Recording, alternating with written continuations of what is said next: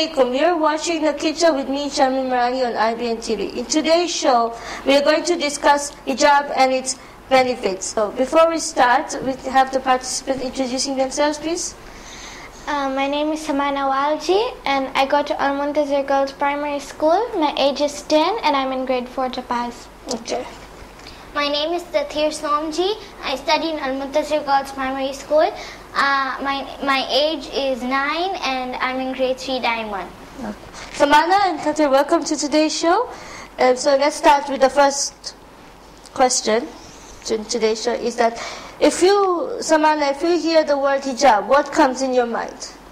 Hijab is a covering which shows your identity as a Muslim. Okay, good. And Tathir? In one word, I can say it's like an envelope because it covers the letter which is inside the envelope. And whenever we see an envelope, we think that there's a letter inside. In the same way, when people see a girl wearing hijab, they know that she is a Muslim girl. Very good. So basically, wearing hijab is showing who you are. It's yes, it's like the identity. Yeah. Very good. Amazing answers. Okay. So, I just want to get to know a bit of when you started wearing hijab and what it has been like so far. So, Samana, tell me, how has your journey been? Okay.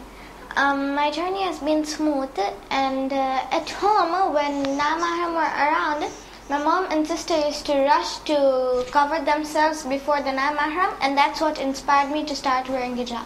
Okay, and when did you start wearing hijab? Me, I started when I became Balig in Bibi Sakina's haram on her kushari. Oh, lovely. So that means were you in ziyarat? Yeah. Oh, amazing. Okay, that's very good. Tathir, tell us how did it happen for you? It's been quite nice because we don't live in the UK or the USA, so it's like a Muslim country, so it's not that hard. Even though it's hot, it's okay. And almost everybody wears it, so I don't feel that left out. You don't feel left out. Very good. And you started when you were 9? You are 9 now. Actually, for when I turned 9, I got my first scarf as my birthday gift. But we had gone for ziyarat when I was 4, and my mom bought me my first abaya. Oh wow! So you had been thinking of it. Hijab, right? Of hijab for quite a while. Yeah. So good. Both of you had inspiration from your ziyarats. Yes. So we can also say that when you go to ziyarat, Allah sends your message there as well. Yeah. Right?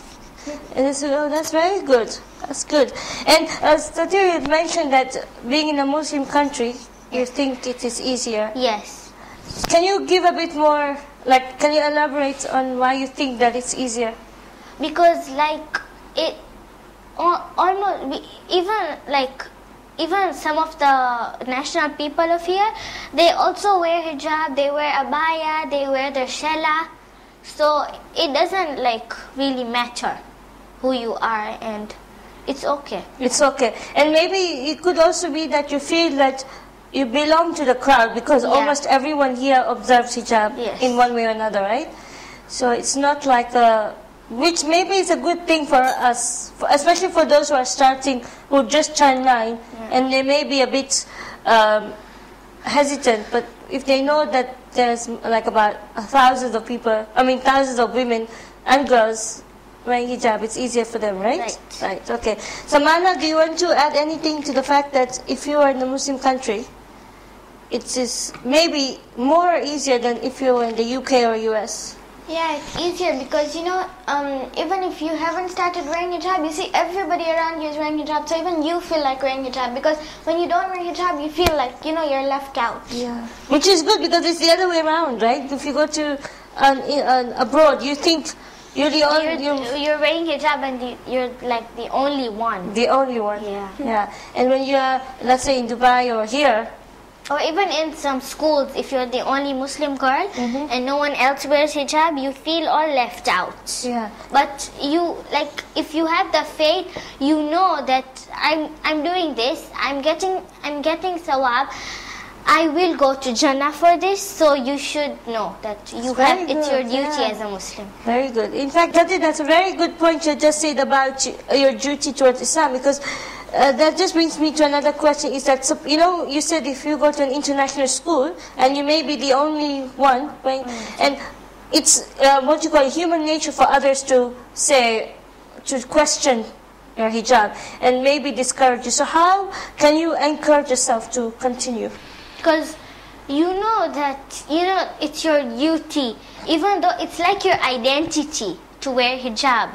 You know, you even if your uniform, you can at least wear an inner or maybe a coat, and maybe also a cardigan. Yeah, yeah.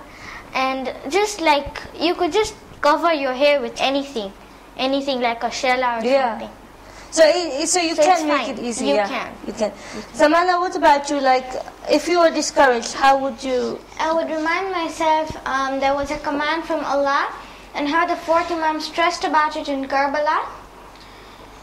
Yeah. Yeah. So that means you would remind yourself. Okay, fine. What if there is this one person? Let's have a scenario that you go to school, an international school, and there are some of the students who are not really bothered whether you wear hijab or not. Yeah? They're just there. And maybe there's this one person who keeps on taunting you every now and then, to start calling your name, that starts making you feel that, oh my God, I might have made a mistake of wearing hijab. So how can you push that feeling away? Instead, I would encourage them to start wearing hijab, and I also would continue wearing my hijab. Very good, yeah. Yeah, but in some cases, if they don't want to listen, then you just pray to God to help you, and God gives to whom He will. So yeah, you just leave them aside and you pray to God to give you, which obviously He's going to give you more strength than you even think. Okay, that's a very good point. Now, let me ask you this: in when you started wearing hijab to now, have you had any difficulties whatsoever? No, not really. Not really. No. It has been okay. But like if I go on holiday, I don't actually wear abaya, but I cover my hair and I wear decent clothes. Okay. Because I find it hard to walk a lot in abaya. So yeah, it's true. It's what you're feeling, right? Yeah. So when you go on a holiday, the good thing is you don't forget it. You just make a little bit of adjustment so that you're happy and God is happy as well. Yeah. Good. Samana, what about you? Me, I haven't had any difficulties. Alhamdulillah, my journey has been very smooth. Has been very smooth. Okay, and what Tati had mentioned about going on a holiday? No, I don't remove my abaya unless when I go to swim. Yes. And actually, coming to think of that, there's this thing that's been brought to burkini, right? Burkini. It's like a hijab way of hijab swimsuit. You know, burkini, it's like long sleeves and tight. It's joint. Yeah, I have that. And isn't that so good that, you know? Yeah, it is. Because it's even comfortable. It even covers you. Exactly. And not only that, a few years ago, you would think twice to go swimming because you'd have to wear loads of layers of clothes. Yeah. But you know, sometimes if you go swimming and there are no mahrams there, like, you know, when you come out of the water, it all sticks. Yeah. So, you know, it's too, then it becomes too tight. And it is awkward, actually, you know? Like, so maybe this burkini doesn't do that, because I'm sure that's what a lot of people think. Like, my sister, she's 17. Whenever she goes swimming, she doesn't have a swimming costume.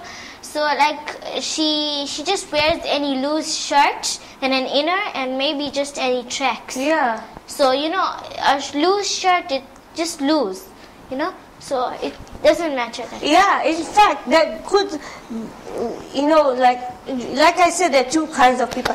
One, maybe the good kind of people will be inspired that, oh my God, despite her wearing hijab, she's still swimming. Yeah. And she still doesn't care what everyone says because she trusts herself. And then the other kind of people will be like, oh my God, what a freak, or what is she doing wearing so many layers? Because they say you will drown with so many layers of clothes. I mean, so how do you think that we could work on those thoughts, like the negative thoughts? Like, how could you tell those people that if I wear baggy clothes and swim, doesn't make me a freak, it makes me a believer, because I have a chance to be want to have fun, and I am obeying God in the way I want to have fun too.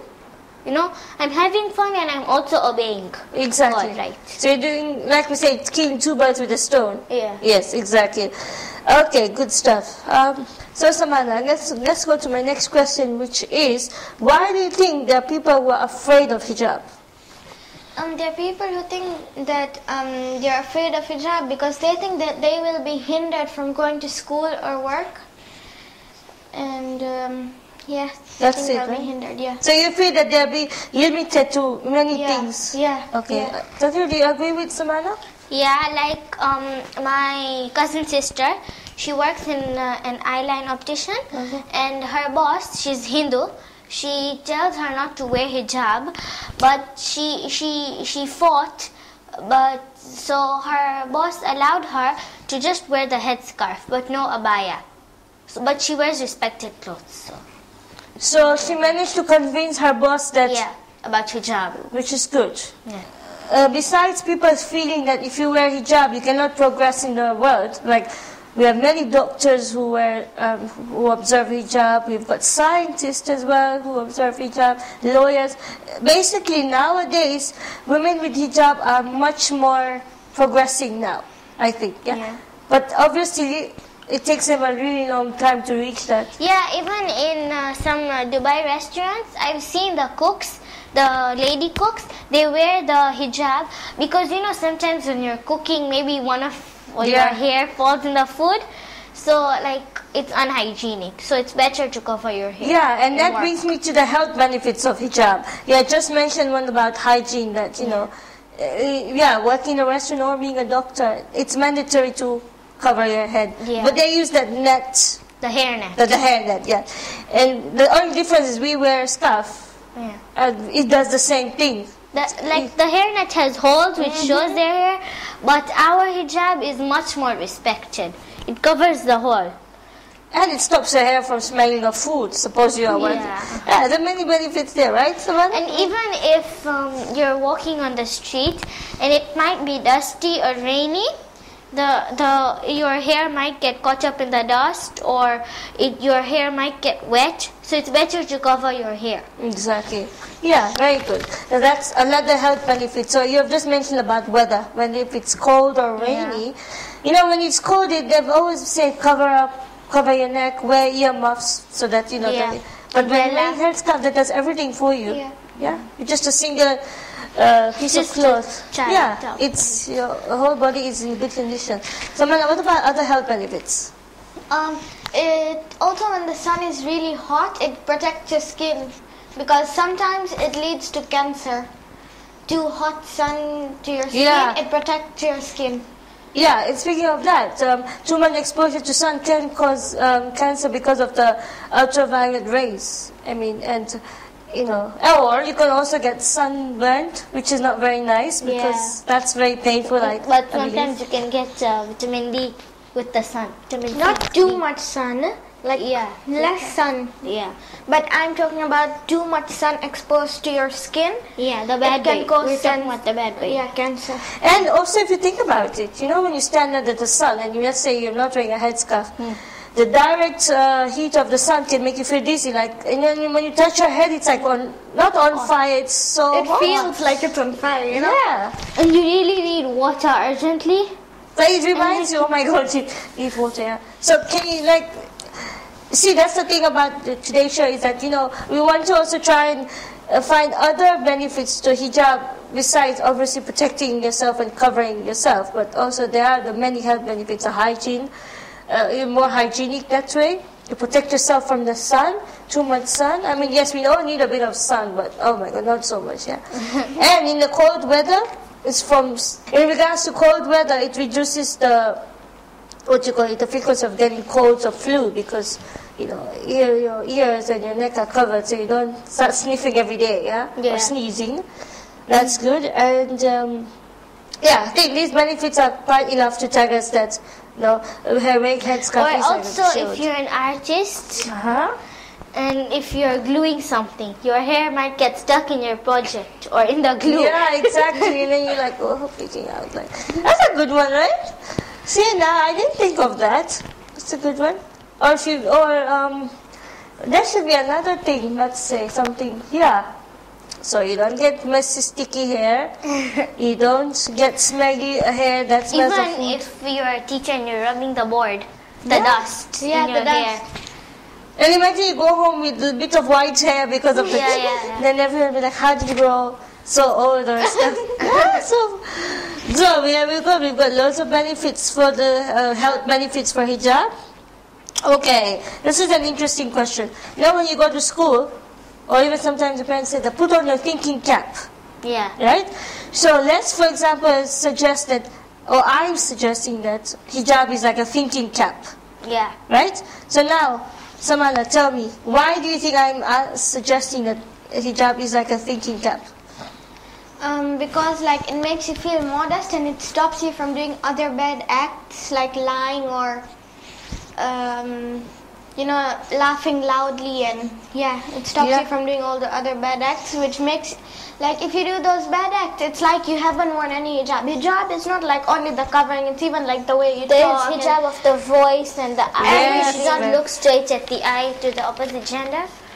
That was what I was coming through, which will help me, because I was about to forgot almost that. When we say hijab, does it only mean covering your head, the body, or is it? No. Exactly. For your five senses also should be covered. Also we should not put too much perfume. Yes. Okay. And not wear high heels. Good for me, because I'll fall in them even if I take one step, so that's good for me. Yeah. Right? So we can say that when we observe hijab, yes, it is obviously you cover your head and neck, but you also putting a shield over your eyes, ears, mouth, basically the five senses, right? Yeah. So that's, and because you see sometimes a lot of people misunderstand the concept of hijab. Like they don't realize that it doesn't mean you just wear a piece of cloth and then just do whatever you want. Yeah, but also sometimes the abaya we wear, like it's not just an abaya, even if it's shiny or whatever. It should be like not attractive and loose. It shouldn't be shiny and sequences, and it shouldn't be so colorful and attractive. Which actually brings me to think about it. And nowadays, if you think about it, like abayas and headscarves have become a fashion trend all of a sudden. Yeah. It's gone up. Like, if you know how they have fashion shows, for example, right? Nowadays they have abaya fashion shows, and I've seen some of the designs. The brooches. Yeah, they're amazing. But then that's not called hijab. Yeah. The hijab was when Bibi Zainab's time, the whole Irani chadar thingy. That's the actual hijab. So, okay, fine. Let's say that during the time of Bibi Zainab time, almost everyone was wearing it like that. Now, if you come to this century now, with the world, the way it's going, spinning round and round, it's becoming less easier, if you can say, to wear the Iranian way, unless if you go to Iran or Iraq. Yeah, they don't let you enter the mosque without the Iranian. I experienced that several times when I went to Ziyarah, and I was amazed. And I was also grateful, thinking that it sort of makes you think that, you still can wear the Iranian chadar and look like a human being, in the sense that, you think maybe should I wear such a... It's very pretty if you think about it, because you don't have to worry about your chadar getting stuck to you or something.